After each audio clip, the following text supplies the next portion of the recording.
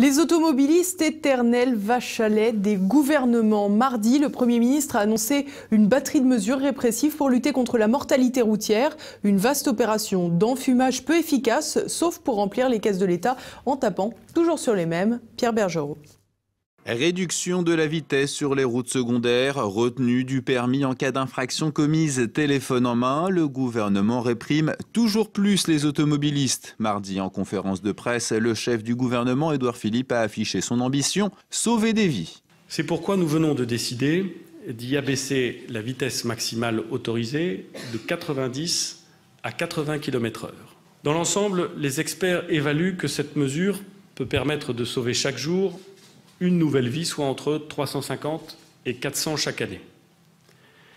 La mesure que nous venons de décider s'appliquera dès le 1er juillet 2018.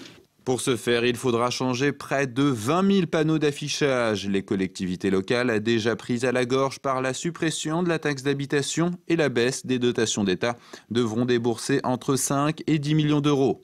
De plus, près d'1 millier de radars devront être reprogrammés. De leur côté, les automobilistes seront encore plus tapés au portefeuille. En décembre, le journal Autoplus a estimé que la mesure serait susceptible de rapporter 355 millions d'euros supplémentaires par an à Bercy.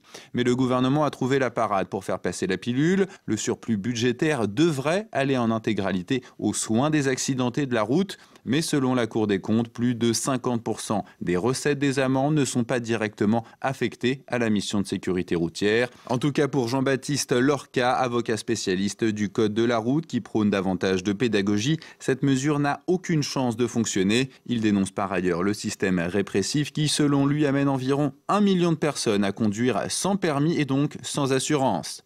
Les autres mesures du gouvernement ne trouvent pas plus grâce à ses yeux, comme l'installation d'éthylotests anti-démarrage pour les récidivistes, une mesure de la loi Taubira en vigueur déjà depuis 6 ans mais qui n'est pas appliquée. Enfin, à compter de 2019, un automobiliste qui aura commis une infraction téléphone en main verra son permis de conduire lui être retiré pour une durée maximale de 6 mois.